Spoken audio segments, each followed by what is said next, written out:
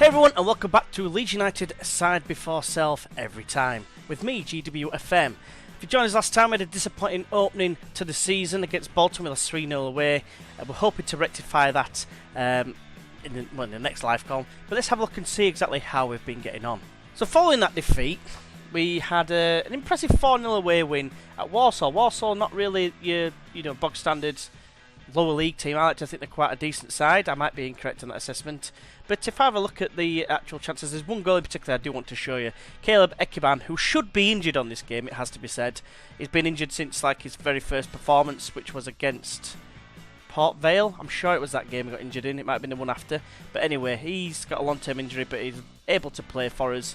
And he scored this goal. Just check it out. Saka came forward, squared it to Ekiban, who just smashes it in off the post.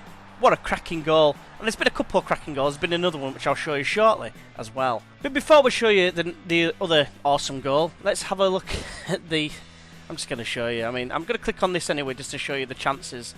And they edged it on chances, but we had 16 shots to their 20. It just seemed that every single meaningful chance seemed to go in for them. And Jax Magoma, who they signed just recently, must have been a debut. Best player in the world, apparently. 9.6 average rating, 9.6 rating, and 3 goals to his name. We were 5-0 down and got literally a last kick for the game consolation thanks to Kamar Roof.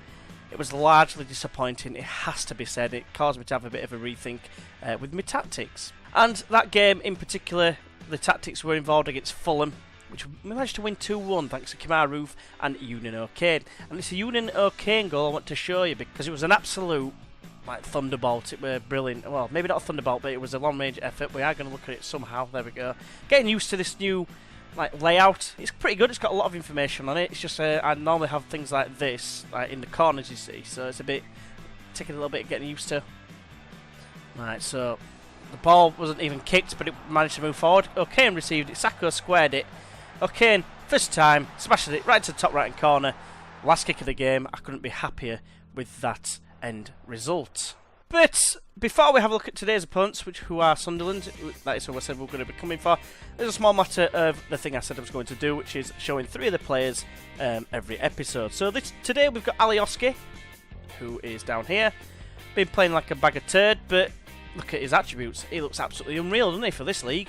But yeah, I can't get the best out of him for some reason. Going to try and work on him, obviously, of course, and get him into the game more, into the games more, should I say. He's got a high risk of injury, apparently, for some reason. Not entirely sure why. But, yeah, he's a very good player, as you can see. Macedonian, of course, got 10 caps for them. And, yeah, 4-star player. Yeah, what else can I say? Valued at a lot of money. Next is Eunan O'Kane, who have just shown what he can do. And, he's pretty handy.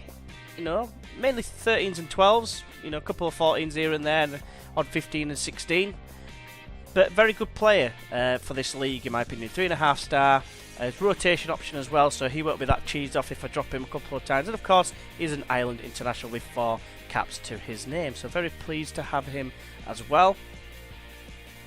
And then finally, we'll show you Luke Ayling. Again, a 3.5 star player. Again, mainly 13s, 12s, 13s sort of thing, with a couple of 14s and 15s thrown in there as well.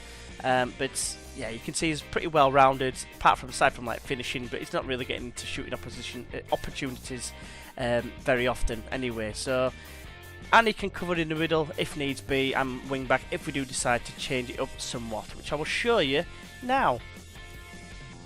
So this is the tactic we used last time out. This is basically my conservative approach. If you remember that, if anyone's been here since ESA 2016 FM, I had this in my final season, I believe. It was one that's designed to keep possession of the ball and try not to, because we were conceding goals like crazy. It was ridiculous, basically.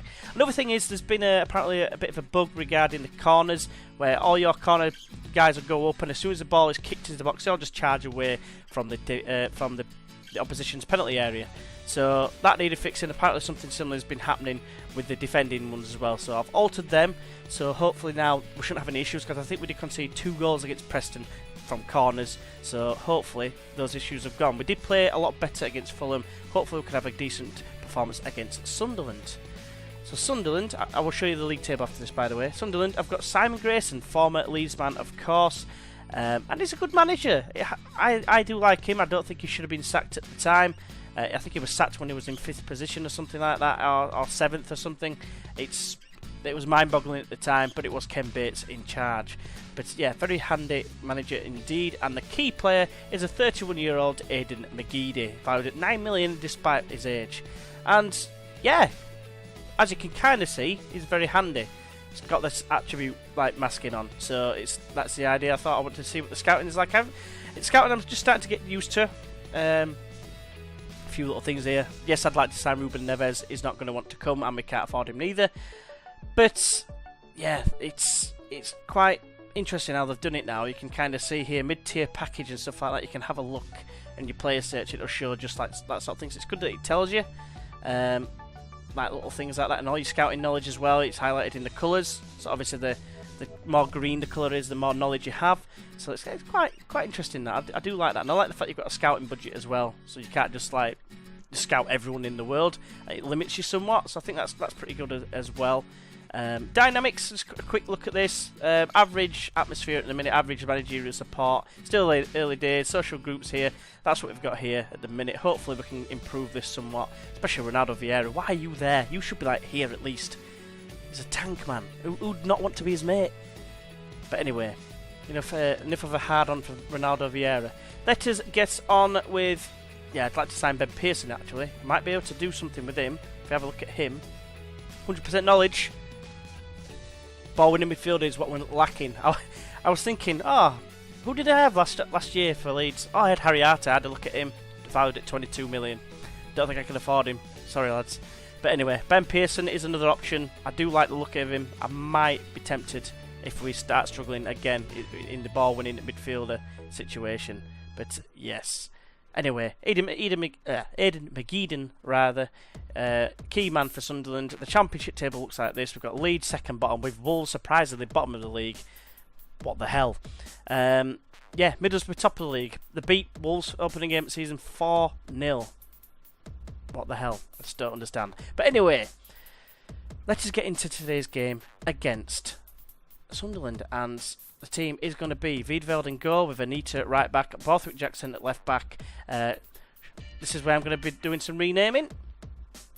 I've seen this name banded around for Shaughnessy, and he's going to be called Shag Nasty, because that's kind of what it looks like.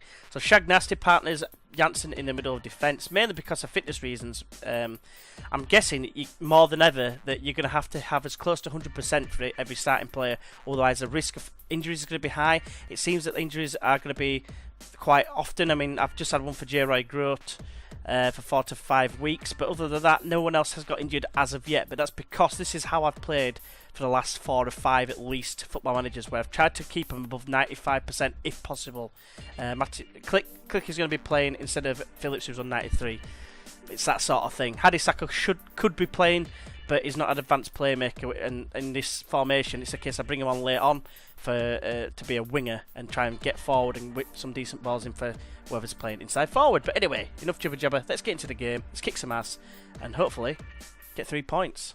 Right, so as you can see, Lewis Graban is like the front man for Sunderland. They've got Jack Rodwell as well, familiar looking name. Brian Oviedo, I did have a look at him as well, but we'll have to wait and see what's gonna happen here. So we are the underdogs, so I'm going to say that as well. I mean, don't forget, I know Sunderland are of course struggling in real life, but on this game they're not forced to be, and they're still a team that came down last season. So I would still expect a tough game regardless. Just because they're doing poor in real life does not mean that they're going to be dog turd on this game. Hence, you know, Wolves are bottom of the league at the moment and they're like flying. Obviously they got beat the other day, but never mind. Let's get into this game. Let's kick some ass. As I said before, let's hopefully get a bit of a better performance. I'd rather have a better performance more than anything and maybe sneak a draw. But I'd rather get the 3 points, of course, as we start off with this opening highlight. So chances are it's not going to be an opportunity of sorts. But yeah, we've got Saiz playing on the right today. Could be a bit of a interesting selection, if you like. That's a terrible ball, and now Gooch He's bringing it forward to Graben. Graben plays it towards McGeady. He's got in behind Anita temporarily. Can he square it? Can he have a go himself? It's a terrible effort, but it has to go down as a major chance. It's gonna miss. That's one thing I don't particularly like about this. The sound goes off every time between any highlights. Seems like a pile of dog shit if you ask me. But anyway, Dallas feeds okay. He looks offside to me. He does score. Is it offside? Am I celebrating prematurely? No, we're off to a flyer. Come on, get in, as Noel Whelan would say. Get in! If anyone listens to Radio Leeds, they might not do. But anyway, Dallas fed it through. Ooh, I think someone down here played him on. So maybe I'm not giving us enough credit, but that's a great start for us. It's his first goal in the old live comms as well, so I'm very pleased with that. That's a great name, by the way, Ndong. So yeah, hopefully that's a sign of things to come. I'd rather, get a 1-0 win if possible, but it's obviously not going to be the case. There seems to be like a lot of goals going in. You either seem to win by a lot or you concede by a lot, is what I've heard from other members of the FM community. Is there's never really, well, I say never, there's rarely like any low scoring games from what the feedback that I've seen anyway. I could be wrong. There could be someone who's just getting draws all the time. I know that a lot of people have been saying, what a save! Well, they haven't been saying that, but what a save onto the post from Wiedveld. I never thought I'd be saying that, but yeah, fantastic stuff. May well have been a block, in fairness, but I'm not going to complain. Right, so Ronnie Vieira has got a yellow card. Oh, it's another big save from Wiedveld! And Sunderland are starting to turn the screw now, but I don't care because we're not losing. We're still winning somehow. But I can see it turning. Oviedo squares it to Williams, plays it towards Graban, heads it down for McGeady. Is in a shooting position, does have a shot. It's hit the post again. Great challenge from Shagnasty. I kind of hit it down the line. Never mind, it's just going to end. We are definitely under the cosh at the minute. I'm just wondering whether to change something. We're trying to control the game, and our possession is less than theirs. So I might try and just adjust something here. So at half time, we've had one shot on target. We've scored a goal. At the moment, we are FMing them as it stands. I'm not entirely sure what to change up, if I need to change anything up at all. I mean, obviously they're getting the chances. I just want to say don't get complacent, really, because there's every chance that they could easily get back into it. I'm going to try and just see if I can select multiple players. I can't. I can select all of them like that. That's quite a good idea. Right, so if you press shift, you can select all players and then just tell them all at the same time. But I'm going to tell this guy that he's got no pressure, this guy being Shagnasty, and I'm going to tell Samu Saiz that I have all the faith in the world because you are the best player in the club in real life. Let's go. Right, so Sunderland get us back underway. Hopefully, we can still stand firm. I do like Shagnasty. He's a good prospect. I just wish he'd have been more natural in his position for being centre midfielder, because it's like literally like a 50% circle, if you like, which is a shame because he's when he's played, like I said before in the last episode, he's been a good defender really for us in terms of the fact that he's a youngster. But Click has lost it. Vieira picked up the loose ball though. That's what he's there for. And Saiz, you've got the overlapping run. Look him there. He's in acres, shady acres. Vernon and Anita. Right, there's a highlight. I was just about to make a change, but it's been squared to Click. Have a go, son. Hit it. No. Okay, and you can hit it. Oh, what a ball to Dallas. Dallas smashing it top left-hand corner. Get in! It's almost like deja vu with Dallas scoring, but it wasn't. It was okay and it got the first goal, wasn't it, I think? Yeah, I believe so. Alioski, oh no, that's the Notts Forest game, which you see the intro goal from. But yeah, okay, fed through Dallas. I've got a sneeze coming. Ooh, I don't know what the hell that was, I apologise. But yeah, fantastic stuff. Let's make those changes. Lasug has done sod all. So I'm going to bring on Roof to play up there. And then I'm also going to bring on Alioski, I think. He performs better than Saiz somewhat. I'm hoping he can eventually learn Saiz how to play false 9, because I'd love him to play there. He's got the attributes for it, in my opinion. So yeah, let's give him a quick team talk. I have faith in both of you. Let's confirm it. Let's go. Right, so I'm just about to make my final change. There is a highlight. Hopefully it's not going to give us a nervy moment as Graban just waltzes past Pontus. It's a terrible, terrible effort. And as it stands, we are definitely FMing him. But let's make that change, shall we? I'm going to take off. Calvin Phillips is going to come on. He's going to come on for Click, and Union O'Kane can swap with him because he's more of a box-to-box midfielder. It's Calvin Phillips. Let's see how he gets on. Let's do it. So not a single highlight since. This looks like it's the last one getting played out. We're going to get 3 points, which is fantastic considering what happened. I'm a bit more pleased with this conservative approach. I know we haven't had as many chances, but we have seemed, aside from a couple of moments in the first half, a little more solid, particularly in the rest of the game. They've only had those 2 real opportunities where the keeper's bailed us out somewhat, but I'm not going to complain. The final whistle is going to go here with Anita about to throw it. It's going to walk past and punch. I don't know if you saw that, punch the linesman, which I'm not complaining because he probably was a bit of a dick. I don't know. But anyway, that's a fantastic performance. I'm going to tell them I'm very happy with the result and the way they played. Get that morale back up because that seems to be massively key on this year's Football Manager.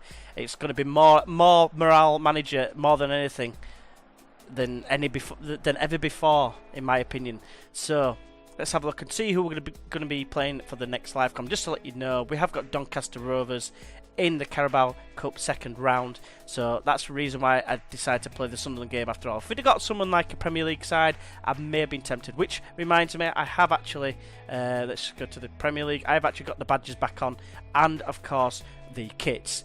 There isn't no lower league ones yet, so as it stands, my Tranmere Rovers one, they've got the badge, but they haven't got the kits, so I'm hoping there's going to be some kits available for when that happens. So, as I was saying, next game in particular, where are we scheduled? We are going to come back for the Millwall game. Reason being, big rival, by all accounts anyway. Well, they are. They're not a team I'm fond of that much. Well, it's not so much the team. I don't mind the team. It's the fans.